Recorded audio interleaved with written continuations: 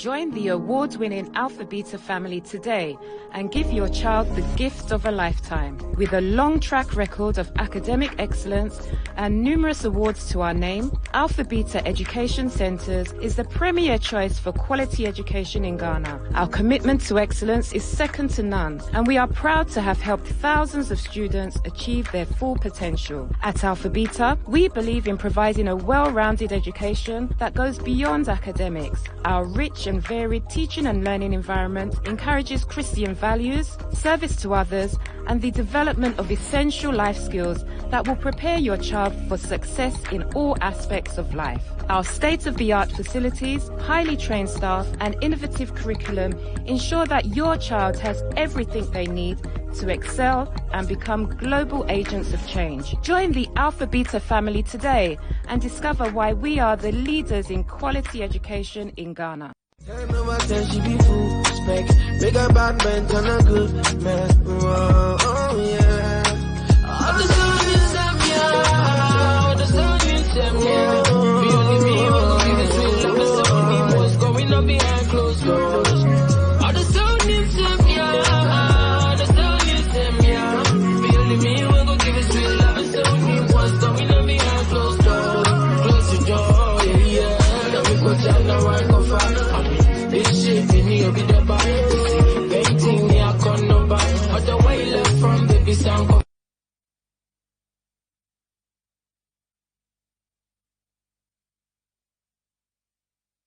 Good evening, everybody, and happy Father's Day to all the fathers watching us today. We're going to be talking about what fatherhood means to everybody, and this discussion is coming to you from the Stanford Seed Transformational Network office in Accra, Ghana.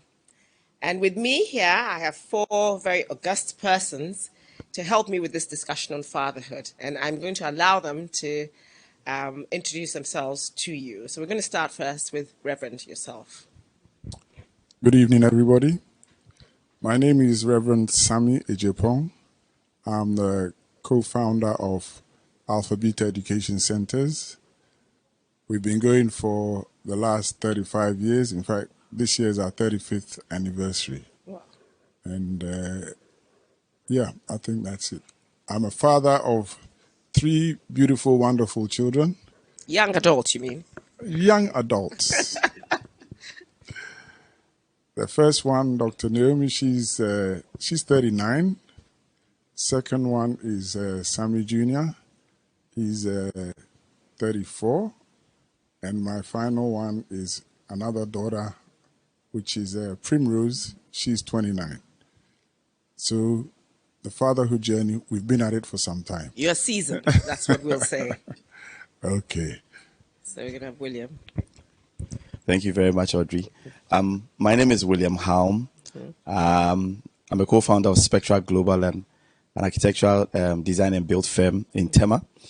I'm a proud father of 3 children, 2 boys and 1 girl, 14, 11, and 9. Wow. My name is Robert Okai. I'm the founder and CEO of Better World System, shortened as BUSYS. We are leading provider of social protection solutions for government, international development organization, and NGOs worldwide. I'm a father of 2. I have a 10-year-old son born on Christmas Day, and I have a daughter who is 7. I'm also a godfather. All right. Thank you very much. Good evening, everyone. My name is Eugene Elueke. I am a growth advisor and catalyst with Growth Africa. So basically, we work with emerging ventures or small growing businesses to help them speed and accelerate their growth. I'm a proud father of 3. I have 3 girls, 11, 7, and 3. Interestingly, the last girl, I share the same birthday with her, and we seem to bond much to the admiration of the other 2. So it's been an exciting journey so far, and I'm glad to be here. And my name is Audrey Salome. I'm your moderator for this evening. I run the Booker restaurant here in Accra. And we're talking about fathers, but just to let you know, I'm a mother of 3 beautiful children. I've got twins who are 27 years and a third one who is 24. She's a girl. So welcome to our conversation once again. So I'm going to start with you, Reverend. We'll take it from the biblical point of view. Who is a father? The first point we need to make is that God, the Father, that's the standpoint of which you take it. God is our Father, and therefore everything else emanates from Him. And we are supposed to emulate what God the Father does. You know, He gives us wisdom, He forgives us, He nurtures us. So all these attributes, as fathers, we are supposed to do. So when we look to God the Father as our very source and emulate what He does, that will help us in our journey as fathers. So as we go through, we'll be going through a lot of these examples as to what God does for us. You know, God gives us wisdom. So this wisdom is what we pass down to our children. God loves us unconditionally. So we are supposed to love our children unconditionally. You know, God, like I was saying, He forgives us whenever we go wrong. This is what we are supposed to do to our children. God nurtures us as we grow. So all of these things are part of what being a father is about.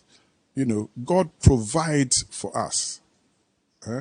We as fathers are supposed to provide for our children. So, you know, just some of these attributes is what we as fathers, following what God the Father does in our lives, are supposed to do for our children. That's a good one. Asking William, for you, what has fatherhood meant for you? Well, I think that for me, fatherhood has to be intentional. I think that there's always a misconception of, or there's always the emphasis on provision and protection. But then I like what Reverend said. There's also the teaching of values. There's also the unconditional love. There's also the preparation of your children for future. And I think as a father, for me, that is very important, because it's not just the provision, it's not just the protection, but it's also the building up of the children themselves, preparing them for their future. And I think that for you to grasp it, you have to be very intentional. You have to be very deliberate. Because I always say that a mother's role is very visible. She feeds their kids, she baths them when they are young, you can see it. So it's easy to learn it. Even bears them from the beginning. Exactly. But the father's role somehow is a little tricky. Beyond the provision and the protection, the rest is more of intangibles, values that you have to put in the children. And you yourself have to live the values. So you cannot teach something and live something else. So I think that that's where fathers must begin to think a lot more on, beyond the provision and the protection. So I think that it's important we think about the values we put in the children, loving them unconditionally, and building them up into human beings who will be ready for the future. That's a beautiful one. But Bob, for you, you said you have 2 kids, a boy first. How did you feel when your son was born? That's an interesting story. I think, how did I feel? Like most homes, you go into it. That's when you realize, giving birth, pregnancy, it's not as easy as it seems. You may have challenges making babies. Ours wasn't different. We had similar challenges in making babies from the onset. So it was joy when you could see someone, a piece of you, is in this young man. You look at him, it inspires you. And it feels like you've been given another opportunity to use that son to probably catch up on your childhood, that you were not conscious enough to know the journey that you made. So for me, that's a reflection I see in my children. The part that I wasn't conscious as a kid, I see through them. I understand the journey that they are making. It also helped me to shape up the future and understand what I've become as a man. And for me, it's also something that I give back to my children. Yeah, so it's a joy. Firstborns, biblically, it's a big thing. And for me, it's also a big joy. And I really love being a father. That's a wonderful thing. It's nice to see people be. I mean, Eugene, for you, what has your journey of fatherhood been? I mean, you have 3 girls, no boys in the house, 3 strong women, or 4 actually, including the wife. Yeah. What's that been for you? Okay, so I think I could use this with number one, being an agenda setter, kind of. You have to. I've found myself over and over having to set the agenda every year, especially when we turn to 31st, because we normally have the first day prayer meeting and all of that. Then I can see my wife looking keenly to see what next do I want to say. So over the period, I've found myself setting the agenda. Then I also find myself in that situation where you have to make things happen. So sometimes it's not just about money, but you get a call. Oh, Eugene, we need to do this. My wife might be in a position to do so, but everybody is looking up to you. Whether you are the one who have to move the family there or place that call or just make things happen. And it could be silent, intangible, like he said. I remember one time somebody said, hey, we are going for this program. Mommy is taking us there. But what they don't know is that all the orchestration Was daddy. Yes, and you just take joy that things are happening and you are just excited. The last part has been the role modeling. And I think that has been really echoed. Having 3 girls let me think through all the time. Times are really changing. A lot more is being demanded of people. What do you bring to the table? And I realized that I have, together with other, the whole family, have a big duty of molding these girls to come to the table fully prepared. How we do that is a combination of so many things. And most important, understand the connection between having my nuclear family and the extended family. You can't run away from it. You meet and Well, Africa family exactly. is a village, really. Yeah. And that is that whole thing. Yeah, Africa is a village. Oh, okay. The mic. Okay. I mean, we're talking about, really, the topic that we wanted to focus on was leadership skills or leadership lessons from your fatherhood. But I mean, it's interesting to sort of chat first about what fatherhood means to you before we actually take it into your work life, which is also very important. Now, Reverend, you've been in business for 39 years and raised 35 years. Well, that's 35, in Alpha the business. No, So I'm sure 35 in Alpha Beta. In Alpha Beta. But Yes. I'm sure you've been in business. Other business. Yes. For quite a long time. Yeah. Now, how has that played on your role as a father? Well, when we had our first daughter, that's Dr. Naomi, she's in fact taking over the running of the school now as a school director. It was very exciting. We were not in Ghana at the time. In fact, we were in the UK at the time. And it was a very exciting time. But then immediately, when you are, shall we say, thrust into fatherhood, then all the other things come into play. Things that maybe didn't matter to you before. In fact, the company I worked for at the time, they had a paternity leave, which when I wasn't a father, I was not interested in. Don't say too much, because there may be people who are thinking about it right now. You know what I mean? Yeah. We don't want it happening. Yeah. But as soon as I realized that, yes, I'm going to be a father, immediately it was something that I needed to claim for immediately. And so with that responsibility on me as a father, what happened was now you are now responsible for another whole human being who cannot fend for themselves. So you are responsible for everything that they do.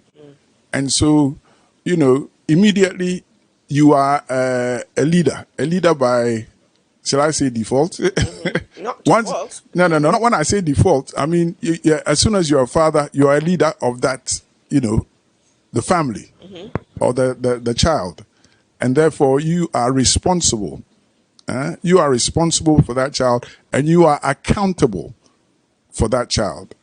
So in the same way, when you take this onto leadership, if you are in any leadership position, directly you are responsible for those that are under you. And you are accountable for those that are under you immediately. Without, once you say you are in a leadership position, you necessarily have to take on those things. What kind of leader would you say that those who work with you find you to be? Do they, Ghanaians, we tend to call our bosses mommy or daddy and things like that. Do they actually find you? Would you say that you're that sort of father figure for those who are working with you right now? Yes. As a reverend minister as well, taking care of the flock who see you as their father anyway. And it's the same kind of thing that is translated when you are working or, with those that are working under you.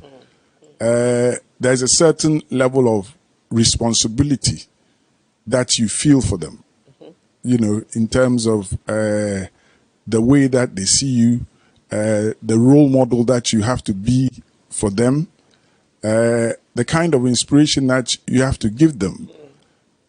And over the last, let's say the 35 years that we've been building up Alpha Beta, they have seen the journey that we have gone through. And I think that is also an inspiration to them, the kind of things that we see, we see them through, the kind of maybe training that we also give them. The kind of levels of care that we give to them, all that stems from being a father to start with. And they see you as, well, a father, or my wife as the mother. Part of the flock. Part of the flock. Part of the flock. Yes. Now, this is to William. William, how old is your company?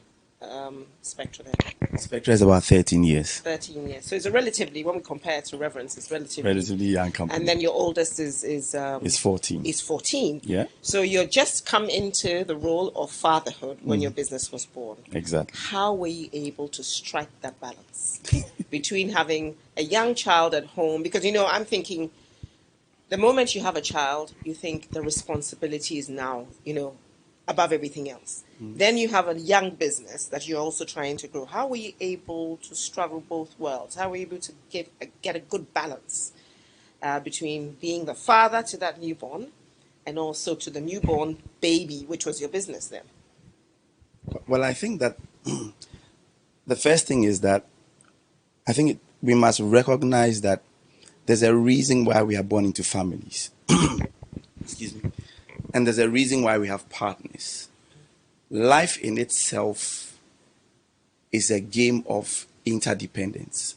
It's never a game of independence, right? So I see it this way. First, you have a spouse who is a support, whether you're one, in this case, we are talking about men, so you have your wife who is a support. You have family. And I'm backtracking a little to make a point, because back in the day, there was a lot of demonizing of mothers-in-law. Your mother-in-law, don't go near her, Charlie, don't let her come near her house. Monster-in-law. Exactly. And I always told my wife very early that, let's be careful. Your mother-in-law can be your best ally. And it played out in my life. When my children were born, it was my wife's mother-in-law who was there. And it happened that where we were living in Tema, it was my wife's mother-in-law. Your wife's mother-in-law being your mother. Okay. who was around. Okay.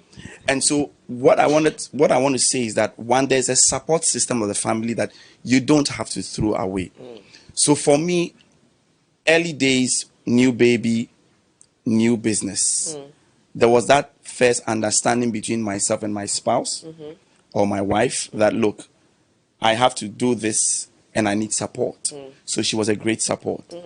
Number two, there was family also to support us. For example, in the days when I used to work in Asylum Down, every morning I have to, and my wife also works.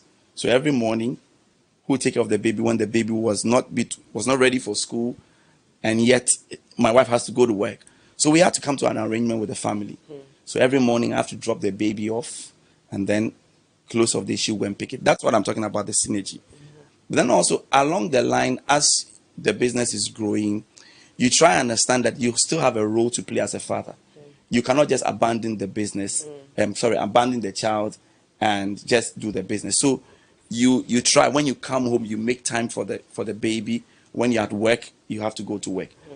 But the biggest lesson I learned in life is that the balance of life is not doing 50-50 every time. That's not balance. Balance is understanding priority at every point in your life. So when you have a baby who is very young, at that point, they need more of their mother than you. Truth. But as they grow up, your role becomes more important. So you begin to prioritize at the various stages in your life. Where I am now, there's a lot of time I spent with my children as compared to when they were babies. So I understand that balance in life is not just 50-50 at every point in time, but depending on the stage you are in life and the amount of time that is required of you, depending on what you are doing. I think it's more of an understanding, if anything at all. Exactly. There has to be an understanding between yourself and your spouse. It hasn't to be. So this is me. I did 2 hours. You've got to do 2 hours. I woke up last night. You've got to wake up last night. That's what, but there are women who do that. You can't survive in such an environment. So, for example, she understood. My wife understood that. Look, I have to go to work in Accra. So, I take the baby, but then when she closes early, she picks the baby. In the early stages of the business, I have to grind more. So I was coming home a little late. But on weekends also, I make time for the baby. Those days, I used to be a choir director of my church. And you will find me with my baby on my lap and writing my music notes and preparing. And it was fun. So I think that it's, first and foremost, you must take advantage of the support systems that you have. You can't do this all by yourself. And then recognizing the need that is there. I can see, Bob, you were shaking your head. So I'm sure you have something to say in support of what he's just said. Has it been for you the same in terms of the fact that there is a mutual understanding between you and your spouse in terms of how to run the family so that you've got enough time to be able to also go and get the bacon, or so to speak? You know what I mean? Grow your business, because everybody benefits in the long run, don't they? Exactly. Yeah. So for me, I say it's more like in terms of business, I'm a founder of a business. I'm the CEO of that business. I have someone in charge of operations. So that's business line. There are policies that guide how work is done. I don't see the difference between running a home. I think it's the same. In the sense that I have founded a family. I'm the head of the family. There's a reason why the head of the family bears my name. Or the family name is my name. I need a support. The support is the wife. And you agree with me, if you look at even making a baby, a man drop something in, and visibly you see the woman carrying it for 9 months. I call that director of operations. Wow. She's a director of operations. So in the family unit, similar to business, she's a director of operations. So I will give the support as CEO and founder.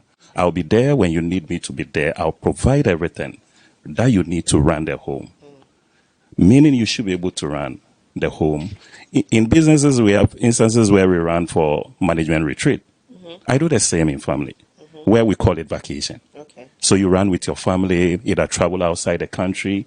And what we all gain out of it in business line, in business we go and bond. And we came feeling refreshed. It's the same with how I run my family. Okay. So we go on vacation, we bond as a family, we come back, we are charged. But everyone knows the rule, including the youngest in the household. That's my 7-year-old daughter. I work from home, Okay. virtually. So she knows I can wake up in the morning, maybe around 8, and the whole home is empty. They are all gone. They didn't need to come and say and take hugs from daddy. They know daddy works at home. Daddy may have spent the night working late in the night, and I know the rules. Daddy is trying to make things happen for us, and mommy will drop us, mommy will pick us up. Sometimes I sit and they pass by, and sometimes I feel like, didn't you see me? But they know the rules are for, I'm seeing daddy sitting there, but daddy may be on a call. When daddy is free, I know daddy loves me, daddy will show up. So it's for me, I don't see the difference between that. Meaning you can found several businesses out there. You can have several homes out there. And I think it's very important we mention it, because the demonization of father is because fathers find it difficult, especially based on the framework that we've created, to come out and own other children that they have elsewhere. I know it's a deep topic, but this is the truth. That's why. But naturally, fathers are there to provide. So if they are freed, and for some reason, this occasion is not called Husband's Day. It's called a Father's Day.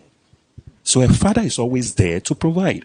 It doesn't matter whether we call it from a mistress, from a side chick, from baby mamas. The father is there. And I think we need to zoom in. These are the truth. We don't want to die. You see, we don't want to die. You're talking about things people would rather not talk about, which I appreciate. And that's what I do. Which I appreciate, because I think that what you're saying, the message is clear. A father has to take his role as a father. Once he's planted that seed, he has to be responsible for that seed. And that is very, very honorable. We don't want to die, and we all say it in our society. When men die, that's where you see their children. I think we should free them to take care of their kids.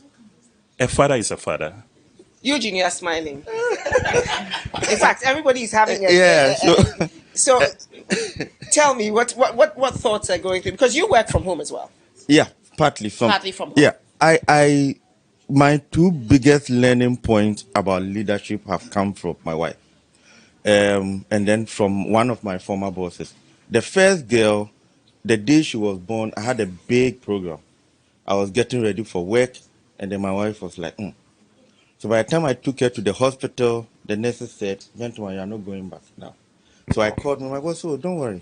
If you are in the hospital attending to that, the work we will do. And that was a big lesson for me. But the other lesson came when the third girl was about 1.5. And I found it, I always try to kind of get that discipline. And one day my wife said, "Please, these are girls. These are not boys. You need to understand the way girls live. 3 sisters. Be careful you don't create rivalry. They are looking up to you as a boyfriend, as a husband, as a father." She went on and on. So the way you would handle those your nephews, you can't do the same here. And then the third thing she said was, so one time I came from work, the little one was rushing out, and then I just held her. I said, no. When they come out, hug them, carry them. Because I know as soon as you get in, after 10 minutes, you are back to your work. But the important thing, it has really defined the way, the experiential element I should add to all the things I have to do as a father. That these are girls, and you have to relate to them differently, slightly differently. Anyway, viewers, we have to go for a short commercial break. We'll be back in 5 minutes.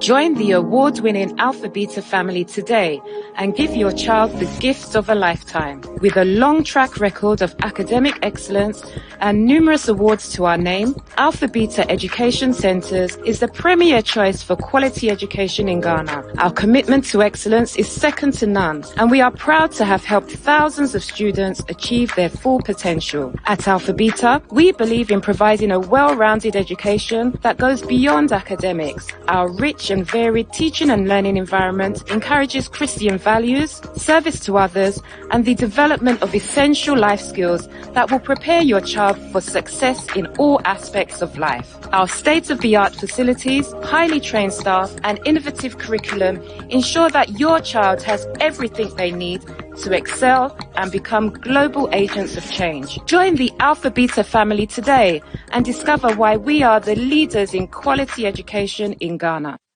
10 over 10, she be full spec. Make a bad man turn a good man. Oh, yeah. All the songs them, yeah. All the songs them, yeah. Beauty me, we're gonna give it sweet love. The song me, what's going on behind closed doors. All the songs them, yeah. All the songs them, yeah. Beauty me, we're gonna give it sweet love. The song me, what's going on behind closed doors. Close the door, yeah. Now we go down, now I go far. This shit, me need to be the buy.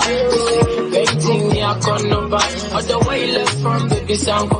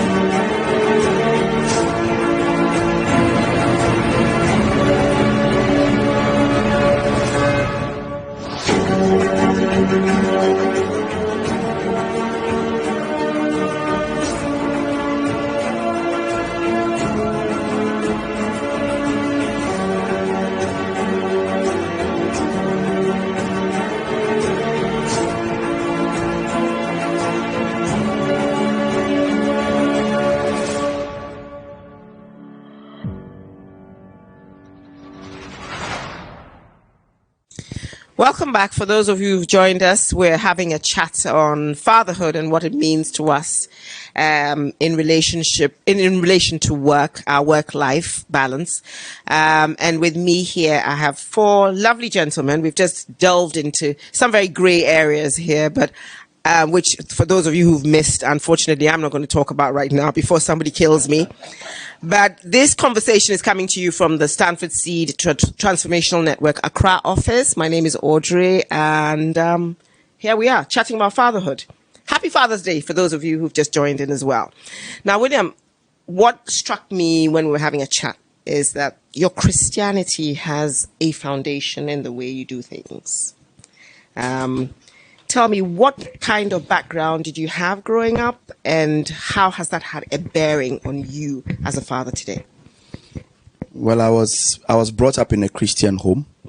I was brought up in a home that we learned about having devotions and stuff like that. I was brought up one man, one wife home.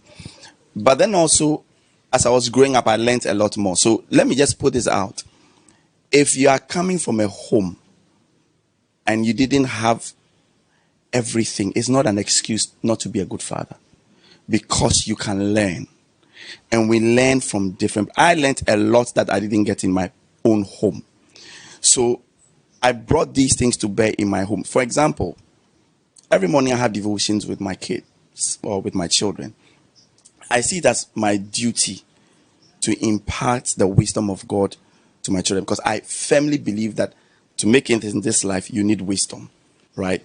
So I have been shaped by my background from my home, but more importantly, also of what I have learned on my own, of the things I didn't have, of the things I didn't see in my home, but I think it's important. I have learned it. A lot of the things that I have read in scripture, I have tried to apply it.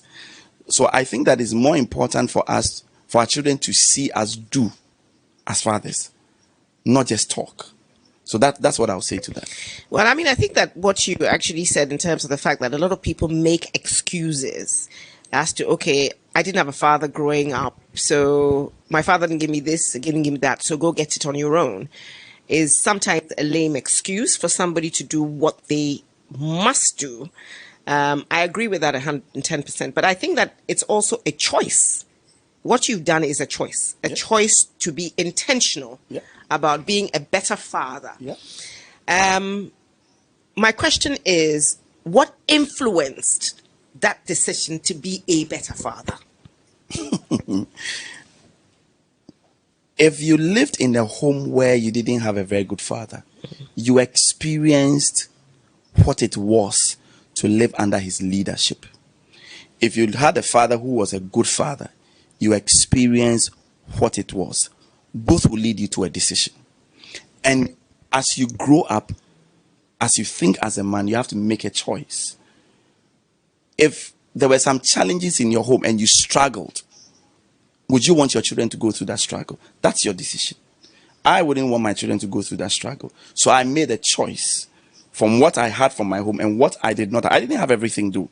So I made a deliberate, I was very deliberate from day one that, look, I am going to be a better father. I mean, you can have a good father, but you can't be a better father. I mean, Reverend is by all standards, he's a good father, but his children can decide that we will be better fathers than him. So, and I think that if every generation, the fathers improve upon what their fathers did, then we'll be getting better outcomes. So I think it starts with an intention, a conscious desire. But I want to say that most men just end it as provision and protection. That is not enough. Values are the real thing. You have to inculcate values and you have to model it before your children, and you have to prepare them for the times ahead where they will stand on their own. And that is one thing that is very difficult to see physically, and you must be conscious about that. Sounds very good. But Reverend, I can see you're shaking your head. What kind of upbringing did you have? Was it similar to William's in terms of mother, father, raising, the nuclear family? Was that something that you had growing up? Well, it was similar. We had other siblings that were not within the family network, as it were. They were later brought in, but that's another conversation. With the upbringing that we had, our father was a man of faith, and that definitely influenced how I behaved and how I passed down my behavior onto my children. So what we learn from our fathers is very important. And so as fathers, well, I've tried to model myself at least, according to the word of God, as far as I can. Sometimes, yes, we make mistakes. We do things that may not be the best, but we thank God for grace. When you say you make mistakes, tell us like a mistake, an example of a mistake that you may have made. Oh, okay. When I say mistakes, in fact, one of the questions we were pondering on was whether I treat my children or my daughters differently to my son. The mistake, okay, so I asked my daughters, do I treat you, because for me, I thought I treat them all equally. And the answer that I got from my youngest daughter is that, yes, they are all different. Therefore, I treat them, my relationship with each of them is different. But then she says, yes, I give them, freedom to express themselves, even to the extent of, whatever career they want to follow. We give them 100% support. But then she said, no, Daddy, there's some blind spots. She said there's some blind spots that you have where she may see it as, no, you were not unfair, but you treated me differently. She said my son may be sitting in a room or in a kitchen. She was giving me a specific example. Said he was sitting in a kitchen and you wanted some food prepared. You didn't tell him to prepare. You came and looked for me. And so she said, oh, that's a blind spot that obviously I didn't think about it. He could have prepared it. It's true. He could have done it.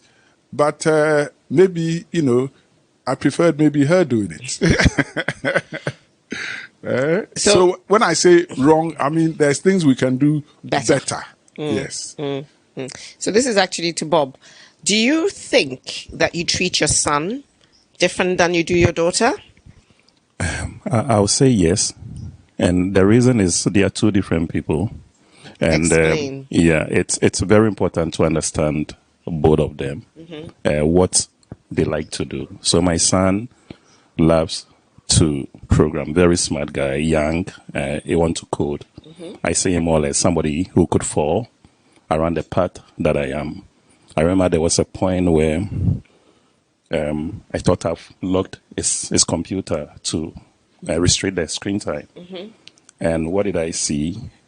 You enter his room and, oh, I'm fine, I'm not doing anything.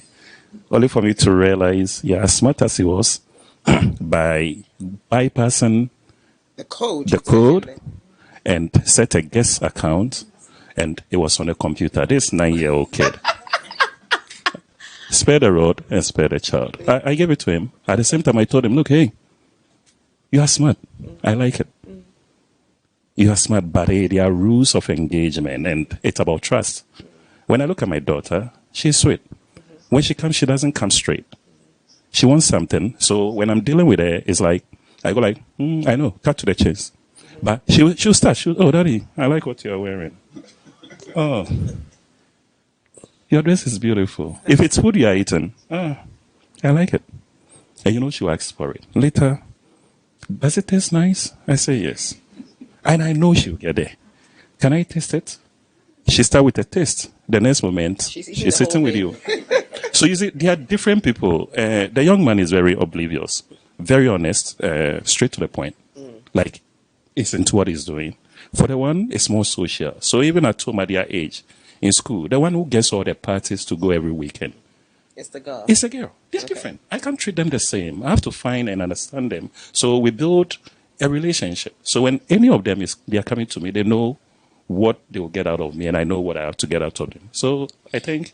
So when I was meaning to, when I was saying, do you treat them differently in terms of the fact that, so do you think that because he's a boy, he's restricted to doing boy things, and or you know, as Reverend was saying, he bypassed his son to go to his daughter in the back to prepare because it's seen that the woman is the one that does the cooking or stands in the kitchen, even though men do it as well.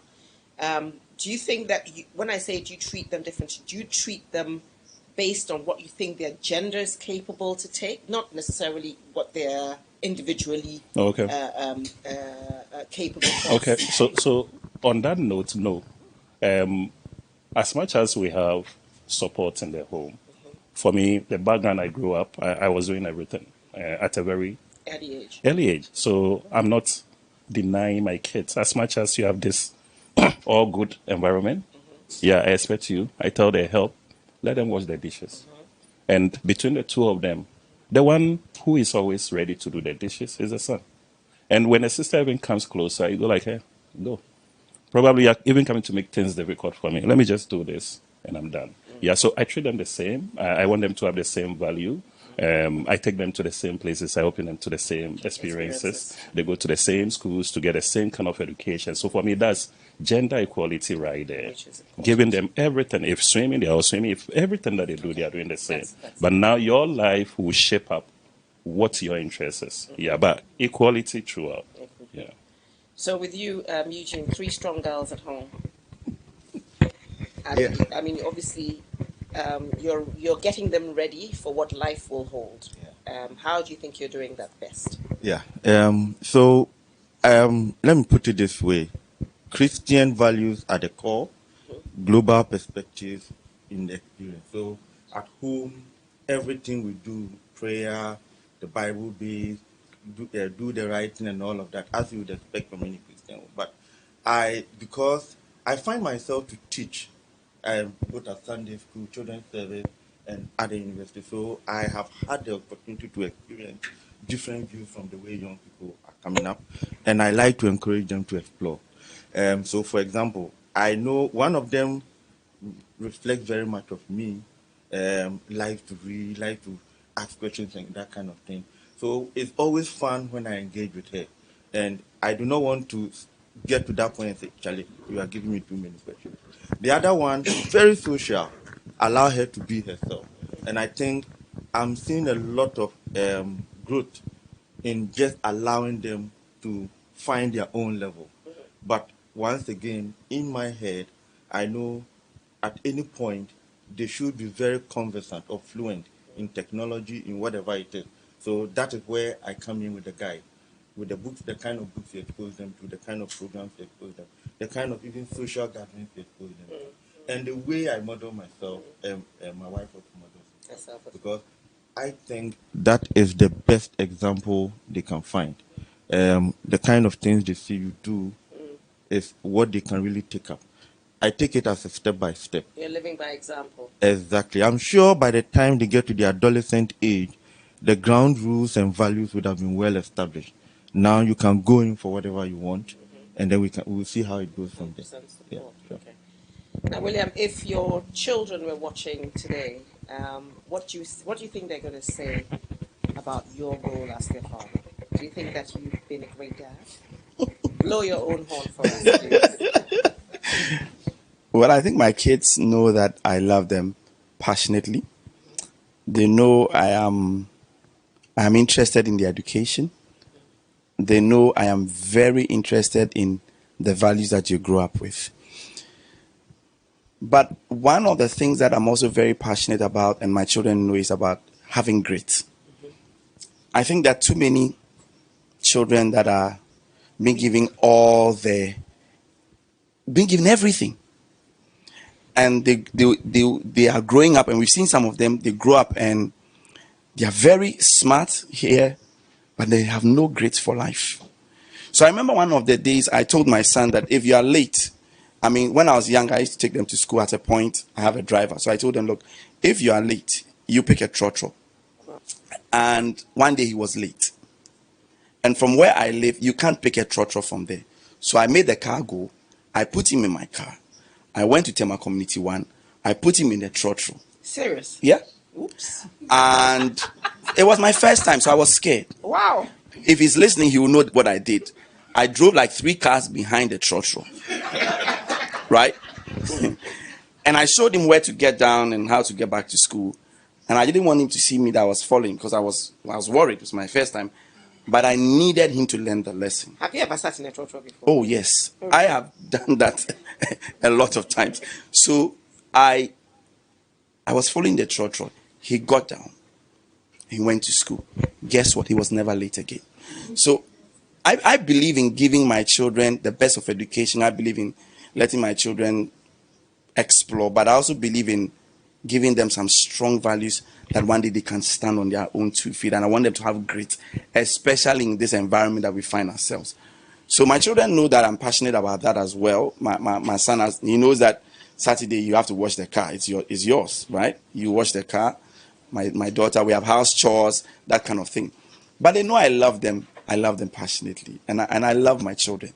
And sometimes when I had lunch with them and they were talking to me, sometimes it moves me to tears. I just can't help it. But that's how much I love them.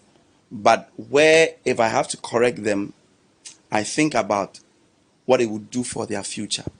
And even if it hurts me, I will do that. Yeah, I'll do that. That's a very beautiful experience. I remember as a child, in those days there were the mummy tracks, trotro things, and I was sort of totally enamored by them. And I ran away once with the lady in the house was helping me. I got a good hiding for sitting on that trotro. So you putting your child on a trotro was very bold of you, actually. Anyway, viewers, if you have any questions you want to ask any of the viewers, please post them in the chat box right now, and then we will get to ask them the questions. Now, for you, Bob, I like your style of parenting. I think you're very much the man that rules the nest, literally. You said earlier on that your style of leadership is obviously emulated in your home as well.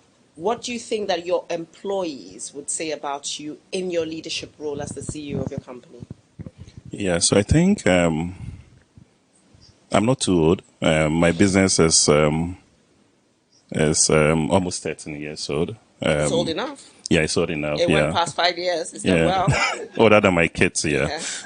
Yeah, so I think what my employees will say, it's not far from what I'm saying here. I say it as it is. I'm not multi-personality. I always say I don't use adjective. If I say I love you, I love you. If I say I don't like what you did, I don't like what you did, I won't say very, very, or I don't use adjective. No, you don't say I love you very much. Yeah, I love you. It's so powerful. Really? Yeah, the overemphasize mess everything up because we've trivialized those words. On their own, they are very powerful. So I have to psych you. This is who I am, and it's the same leadership style. If I say I'll be with you on this journey, I'll be on this journey. You're committed. I'm committed to the cause. If I say we'll get here and I promise something, I will deliver. Just count on it; it will happen. So it's the same. So it makes it for me. I sleep every night. I always say with virtually nothing on my mind, because I say it as it is. If I need to help someone, and I can, I will help you now. If I cannot, I will tell you I cannot. So it won't be a problem for me. I do what I have to do. So I think for my team, that's what they will say about me. Yeah, those, especially those who are very close to me, and I expect those who are close to me, I mean my line managers, my managers, they'll say something like that about me. I also expect my line managers to also emulate this and do the same with their direct reports. Yeah. What's your team size? My team size, we have about 35 team that, and I only have 4 people that report directly to me at the moment. Yeah. Okay. Yeah. Okay. So how about you, Eugene? In your work, how would you say that your role as father at home translates to you in the workplace? Yeah, I think if you talk to any of the businesses that I've worked, I'm pretty sure a few words like, this guy is really caring. If he says he wants to really help you, he will really be there to get you through to whatever you're working on. This guy is very resourceful. Any question you have, you ask him. I've had people tell me that a number of times that, hey, if you are not clear about the question, ask him. And even at home, if you ask any of the case, they'll tell you. If you don't understand, ask daddy. He will tell you. He knows it. You know, that kind of thing. And it's because I take a deep interest in what I do. I take it very seriously. If it is homework, I mean, I take it very seriously. I really want to understand what you do. But most importantly, I care a lot about the end goal.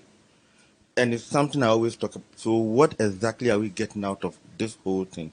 That's what fuels the strength because we know there's a greater end goal. We are very much driven, very much focused to get it done. And it's the same with the kids. One of them wants to be a medical personnel in the future. I see her showing a lot of interest. And because we are very conscious of that goal, we are so conscious of the way we go about it. And you find it in both the way I work and at home. Very, very much focused, very resourceful. Is there a specific time where you've had to bring your role as a father to bear in a situation in your working life? Yeah, so many times. So I used to work with a company which had about 95% women, and just a few of us were men. And you can imagine, sometimes I go to one of our outlets and it's one issue after the other. Everybody wants to kind of open up to you. And I had to find a very clear balance of being empathetic towards each one of them, but also being very conscious that you are the head of the organization. You need to maintain that balance, that respect, solving problems, but not getting mixed up in issues that you shouldn't be. And the same values have always driven the way, being very resourceful about situations, being very caring, understanding and putting myself in the other shoes, and then being focused on the end goal. When you have your eyes on what is at the end, you are quite clear in your mind how you should go about it. Exactly. So, and I find it happening all the time. Now I'm no more in that role. Now I work directly with entrepreneurs, and I think the same things apply. Yeah. Sure. Anyway, we have to go for another break, viewers. The conversation still holds, so don't go away. We'll be back. If you have any questions at all you want to ask any of the panelists, please feel free to drop it in the chat box. We'll be right back.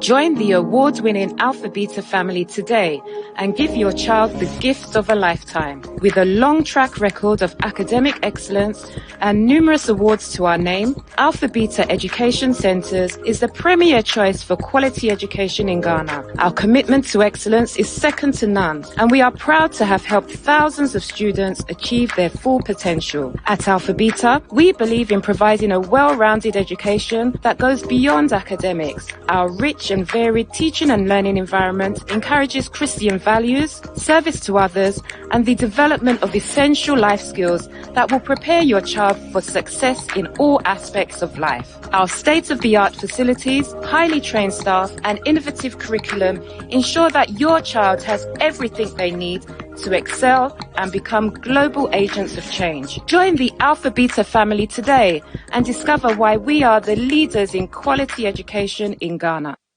10 over 10, she be full spec. Make a bad man turn a good man. Oh, yeah.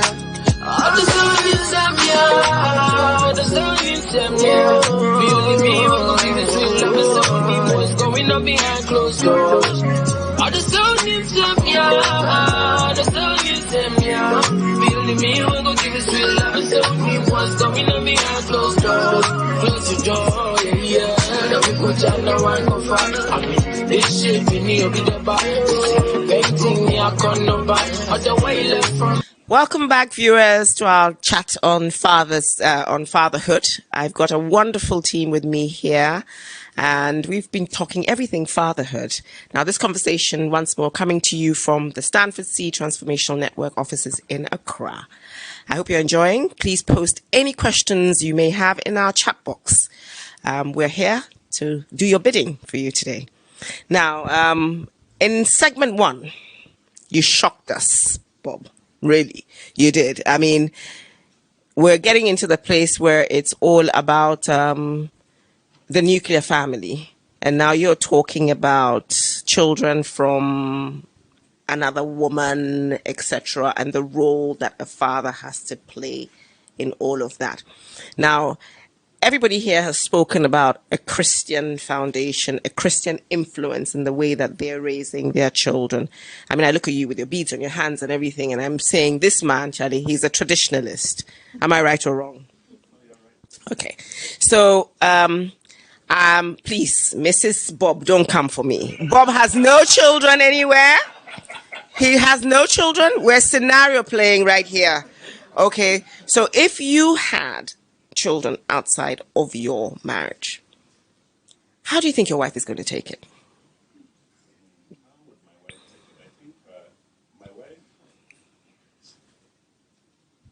Yeah. If I have children outside my marriage, Yes. Hypothetically. Yes, Because, hypothetically. yeah, I said because- scenario playing exactly, here. because I'm working so hard, very intentional to keep the family that I have. Okay. Yeah. So should something like that happen, I may run it like running another business. And when I mean running another business, it's like founding another business. And I'll provide for that home. At the right time, I think both children or family of mine, the children of mine should meet. I may get to that point, but I may treat it exclusively. And we can learn a lot of lessons even from the Bible, where King Solomon and co, they have their chambers for their wives, and their children are there.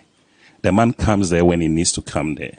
It's the same way I'll run, because I know sometimes it's difficult, depending on the religious, the cultural background, for women to coexist. You may create confusion. So for me, I go like, these are things merely for successful people. You have the means to keep the balance. Then should something happen, then you should have the means to make sure that home run. And like I said earlier, being the director of operations, then I'm just a CEO and the founder. Run it. I'll show up when I need to show up. I'll provide everything that I need to provide for you. So that's how I'll handle it. Yeah. Do you think that you're going to make sure that both families, as a good father, I am expecting that both families have exactly the same thing? Are you able to do that? For sure. The kind of person that I am, I'll do exactly that. I'll make sure they get what they need.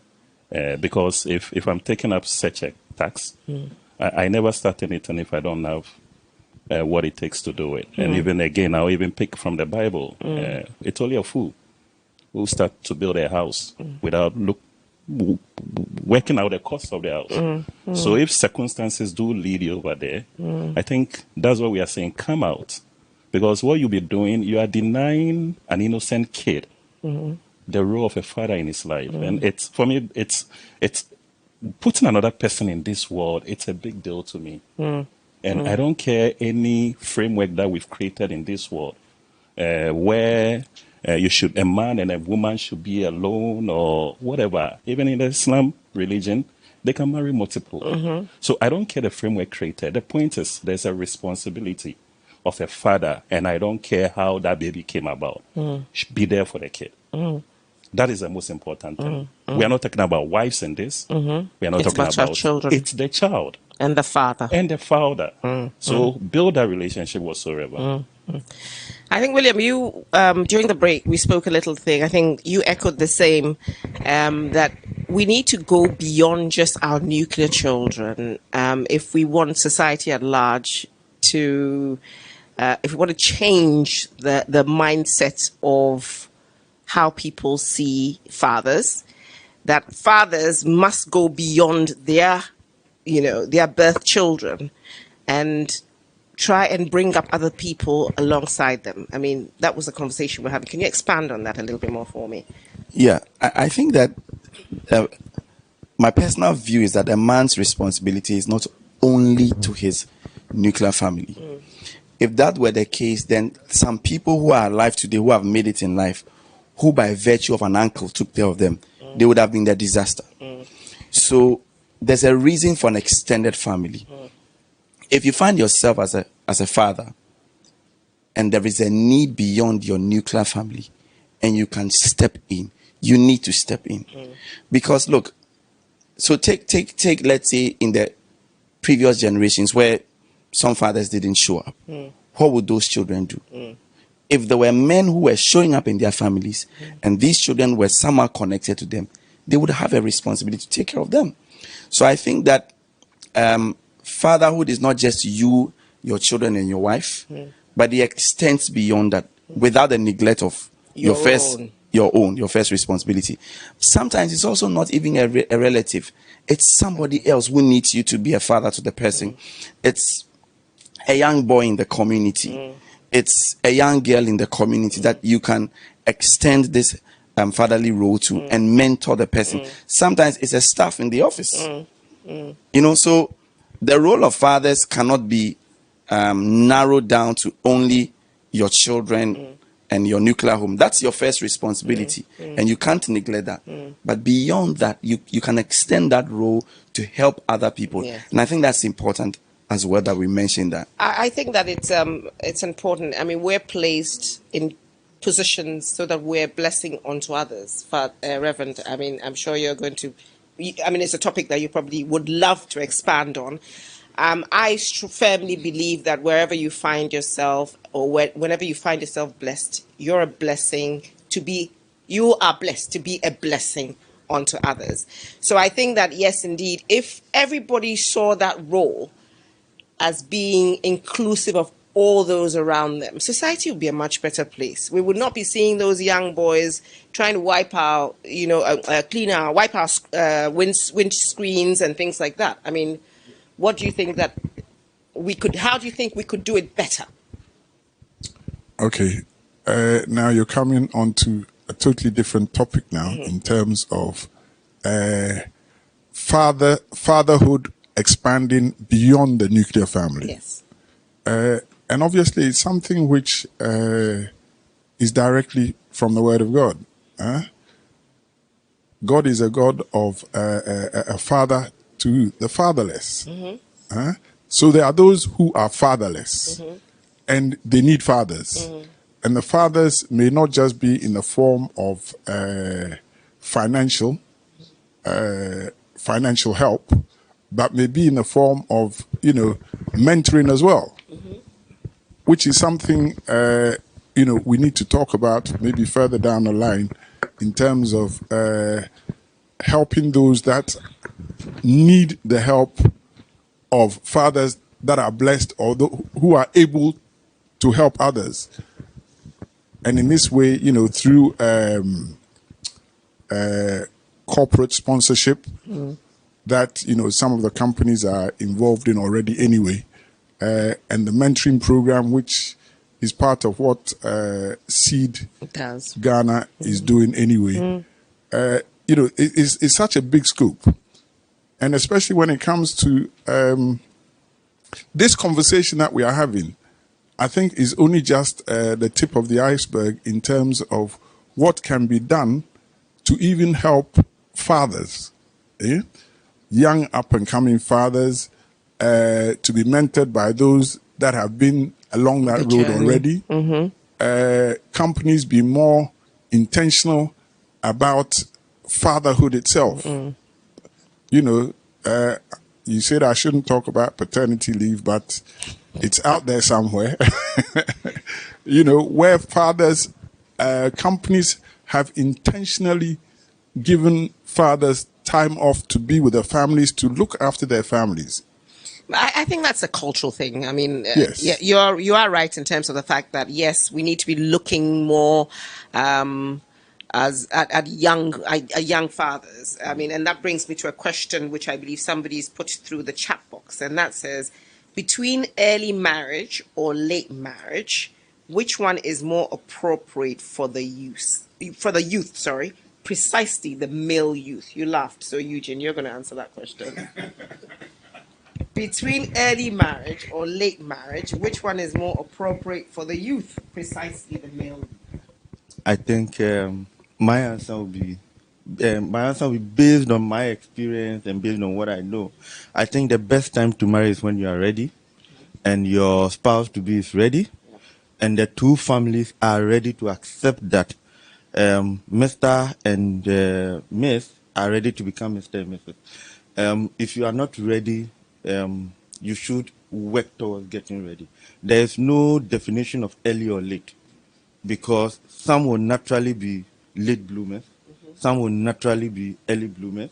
But the question is, are you ready to forsake your own deep interest and agree that it is no longer my interest or your part, it is our interest that we build together?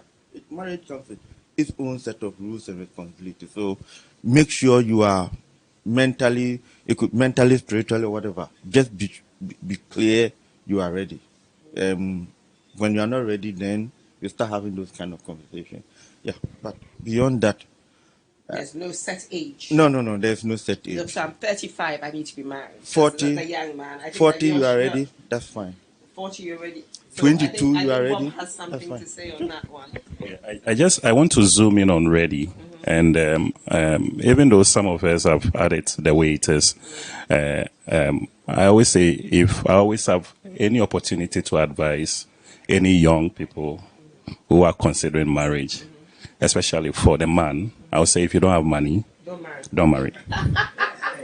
If you don't have money, don't marry. I mean, that's a question that I've actually been, or a statement that young men make.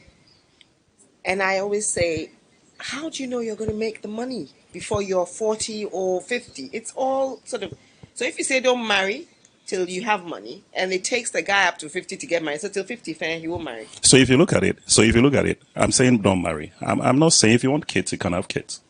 Again, you get an angle. Because I'm looking at it from the angle that you are just one person. Probably the responsibility, it isn't for you. If you are struggling, you can just patch with a family member. But the moment you start life, societal responsibility is put on you. You are automatically going to care for another woman. You are forced to move from your home, which sometimes I disagree. If your family has a home, and why rush out? But now society forces you out of the home. Now you need to go rent a place. Now you need to take care of a full-grown adult, whether she's working or not, because you want to feel like you are the man in charge. Now you don't have enough time, and the pressure of giving birth comes in. And now you need to start a family. And if you look at all this, even within this whole journey, you never even spend time to even know who you are. Because all your life, you've been in school, you've been under the direction of your parent, they pay your school fees, all the way to the uni if you get to the university. So let's say around 24, that's where you feel for a moment, I'm on my own. Mm-hmm. And then somebody comes to join you. Can you imagine? Mm-hmm. So we managed to find our level around it. Mm-hmm. And that's the advice I'll give any. It's very deep, not to mention the cost and the euphoria that comes with the kind of marriage they want now. Mm. Yeah, that's a different topic. That's a different topic. I want to hear what William has to say. Well, I would put it this way. Mm-hmm. First is work. Mm-hmm. Because you see, and this is where I would maybe disagree a little bit with Robert, because you see, enough money is very subjective. What is enough money? So for me, marriage first is a partnership. But you do have a clear responsibility as a provider, as a man. So first, you must have a stable work. If you don't have a stable work, for me, you have no business getting married. That's for me, is it? But you must have a stable work. And you must have the basics. Have the basics of where you think the family will start life together. Have the basics of what you think you and your wife to be would agree that this is enough for us to start. On any day, I would start life with a woman who is ready to start with me small. But this is my concept. A woman loves you when you have nothing as a man. That's a test of a woman's true love. Mm-hmm. When you have nothing. When you have everything, you can tell. Mm-hmm. The test of a man's true love was when he has everything and he still remains true to you. So I would marry when I have work, steady work, when I have enough to start the family and say, I have a place, I have a bed, I have a house, and my spouse to be is okay to say, look, this level, I am cool to join you. Let's start life. I would say that's okay to go, because life is a journey. It's and you cannot know, you can never say this is enough money, but then you must be wise.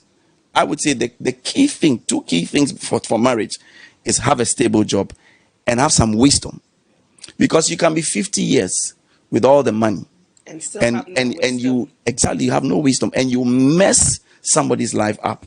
So what you need for me is a stable job and have some wisdom, because you see, when you have wisdom, today you are small, tomorrow you'll be big. Yeah. Thank you. That's lovely. Rev, I know he's a seasoned one. Marriage, business, the whole lot. So I do a lot of premarital counseling. Okay. And for more than 30 years. But and you've been married for? I have to keep counting. Maybe 40. 40 plus.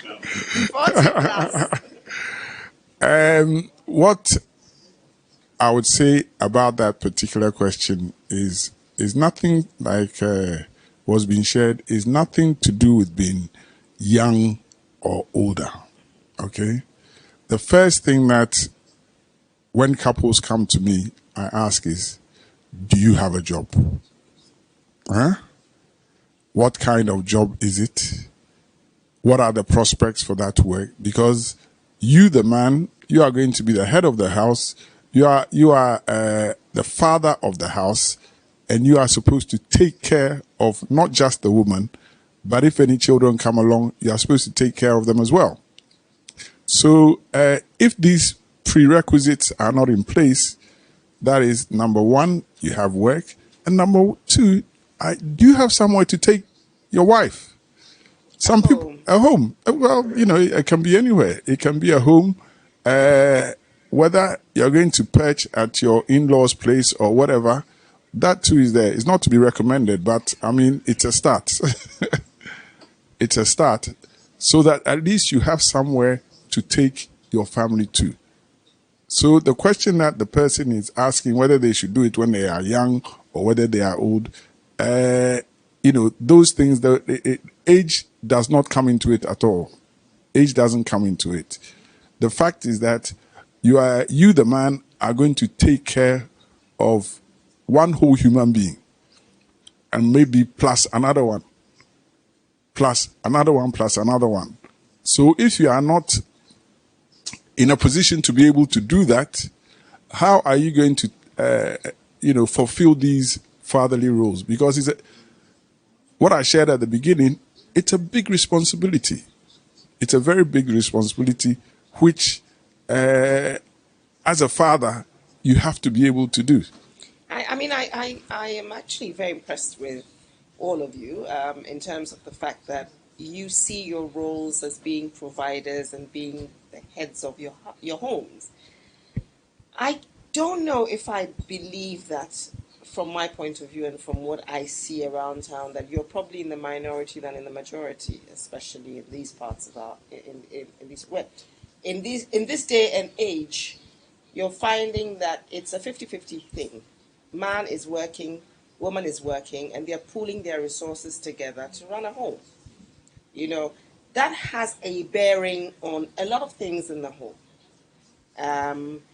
If it were that easy that a man was successful at what he did, or a man was responsible or felt the sense of responsibility to be the provider, well, as some people say, your money is our money, my money is my money, kind of thing. You know what I mean? A lot of women do that. It would be a very easy place for us to be. But this day and age, with the way economic trends are going, it's a two-income family. In a two-income family, I'm a woman, but I always say, when you empower a woman, you create a monster. Seriously. I really believe that. I believe that women, when not if they understand the role they are supposed to play. But most women, when they are empowered, can become monsters.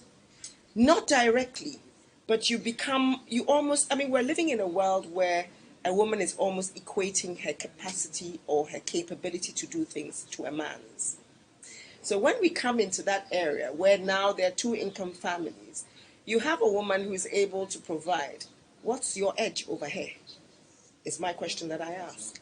You see, so how do men still overcome this hurdle in this current trend that we face and be the father that they still have to be, regardless of what is happening in the home space? That is a big question. That's what I said. Is to do with the different roles that are to be played in a family. Now we're veering into a different area, totally different. We will continue to evolve as this conversation does. It's a totally different area. We will continue so long as we can find the answers. Oh, there are no straightforward answers. There are no straightforward answers as far as this conversation is concerned, because, okay, now you're veering into the area of marriage. Yes. Okay. Because the father is still a role, still has to play a role in that union. That's fine. Mm-hmm. Marriage was made by God. Mm-hmm. Okay? Mm-hmm. And all the rules for marriage are contained, as far as I'm concerned, in the Word of God. Okay? Mm-hmm. So when we understand the rules of the man, mm-hmm. we understand the rules of the woman, mm-hmm. and they keep to it, mm-hmm. the problems will be far fewer. So it's not to do with I have a PhD, I'm a doctor, I'm a lawyer, I'm a judge, and I make plenty more money than my husband, therefore I should be the head. That's where the problem starts. And that is what is happening a lot Yes, now. that's what I'm saying. They don't understand. You see, when you look at the whole situation now, if you say that marriage was made by man, therefore I'm going to use man's rules for it, that's where the problem starts. Original marriage is from God. And that's the beautiful, for me, that I think is what society should be all about. That's what society should be about, Should be but about it has been perverted. Exactly. So Exactly. I'm saying from where I'm sitting, I'm saying it's a different conversation. Yeah. Eh? Agreed. If we are going to talk about how society sees marriage, then it's a free-for-all. Anything goes. The woman can say, oh, what? You earn a million cedis, I earn 5 billion cedis. Therefore, like you're saying, what edge do you have over me? Whatever I want, I can get. I don't need you. But that's not what the family is about. Yeah. It's different role. It's a different role completely. But I think that we all of us have a role to play in ensuring that the roles as they were meant to be become what they are. Because what is happening, I find, is that our children are suffering and society at large is suffering. Now, we don't have a long time, as you said, a different topic for a different day. The program is coming to an end, and I want to take your last words on what fatherhood means to you and how it has shaped you as a leader. Okay. I think I started with this at the beginning. And you will end with that fatherhood is a huge responsibility. And so from the time that I took on that responsibility as a father, that also shaped my own worldview as to how I should go about as a leader or as a business leader, with having to do all the different things I do as a father in the company. Because it's not straightforward. It's a learning curve, and we are going to make mistakes. There is no perfect father. If somebody says that they are a perfect father, maybe they should be in heaven right now. perfection only exists in God. Yes, so it's all a learning curve, and even after being a father for 39 years, You're still learning. There's still things that we are learning. But from being a father, it's a very good place to be able to use that position into even the business world and into the professional world in terms of leading a company and helping others as well. As you've done the last 35 years. Well, the school's 35 years. 35 years.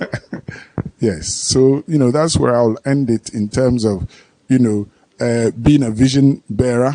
I mean, as a father, you are the vision bearer for the family. And in the same way, in the company, you are the vision bearer. Your view is long term, not just the short term. So, you have the vision for the company or the organization that you are working for, and the rest have to follow. And as they follow, you are also helping them, nurturing them, and bringing them up. For future, to be future leaders themselves. To be future leaders themselves. Okay, that's a good one. So that's what I would have to say for now. William, your last word. Would you say that being a father has shaped your style of leadership? Absolutely. I think fatherhood necessarily is a role of care, is a role of planning ahead, is a role of selflessness. And all these are qualities of I am the CEO of my company. It's a company that it's the qualities that you need in a good leader of any organization. you have to look ahead. You have to think about the vision. You have to care about the people. You cannot be selfish and think about yourself. All your workers will exit, and you cannot. Running a business is a team effort. It's not a one-man effort. You want to be one man, go and do solo thing. Be a one-man person. So I think that being a father has shaped me in terms of learning to be selfless, thinking and planning ahead, thinking about others, and sometimes making hard choices.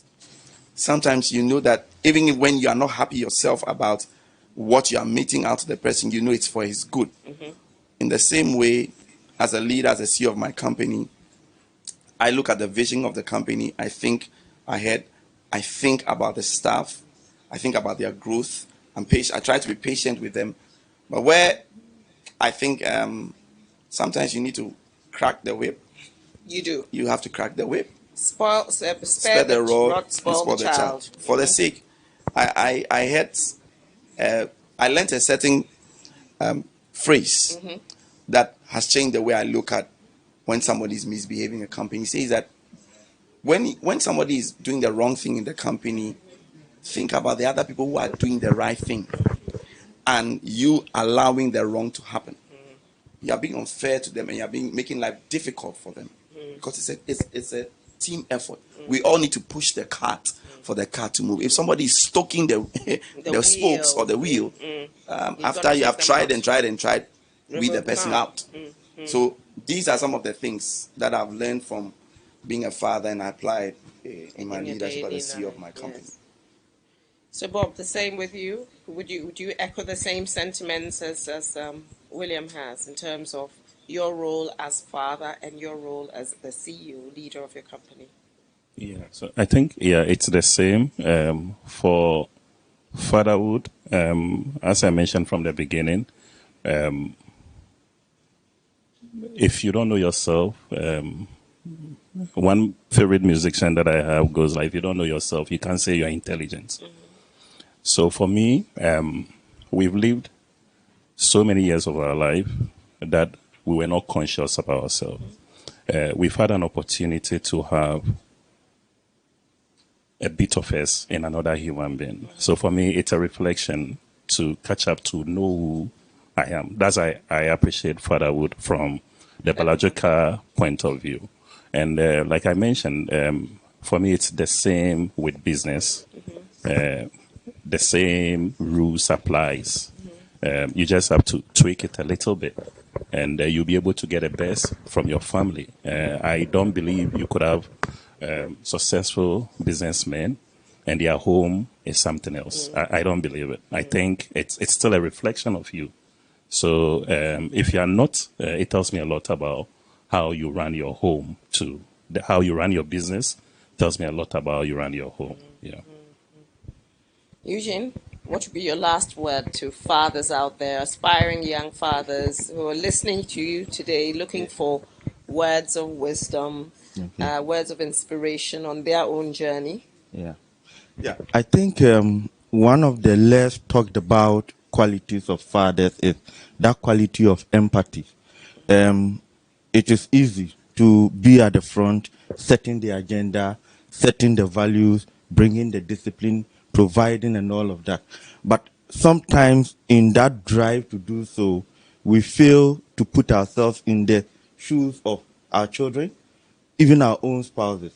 We could be so career driven and we forget that, look, you are either bringing the whole family along and making the necessary sacrifices, or you are losing them. Because you could go all the way to the top. And you left them behind. Now it's time for retirement. The kids don't want to come home. The spouses have found other vocations. You are still at home, but they found other vocations. All because when you were growing up, you forgot to put yourself in their shoes. It is a less talked about quality. And it's something that I think in the changing world, young fathers should have. Pay attention to the needs of your spouse and the children. The other thing is being very reflective and also global minded. Sometimes we tend to think this is Africa, this is the world. But the truth is, one day this case will walk out of the door You call, and one call is coming from the US, from different parts of the world, different cultures. We're raising global citizens. Exactly. So we should, much as we want to draw strength from our African identity, our Christian values, be very much minded where the world is headed to. And I think that will help. The evidence of being a great father is when your children come home and they come and celebrate you. If they are not coming, then you have a whole book to write. So I think that's the whole thing. So we should be minded that way. Then you didn't do something right, right? Yes, that's when you want to start, going over and over. So these are my last words. Yeah. Thank you very much. I mean, gentlemen, it's been a very, very enjoyable conversation. We ran out of time. We could go on and on and on. There's so many aspects of fatherhood that we could talk about. Like Reverend, you said, conversation was evolving into all kinds of areas. I'm hoping that God grants us life, and if I'm made to be your moderator again next year, we can have this conversation again. So, thank you very much, Reverend. Thank you, William. Thank you, Bob, and thank you, Eugene, for joining this panel discussion. And for all of you at home who took the time to sit with us, thank you for your time. Thank you. I hope that you've been able to pick up some nuggets of wisdom along your own fatherhood journey. This has been me, Audrey, chatting today to you on Father's Day from the Stanford Seed Transformational Network offices here in Accra. Have a good evening.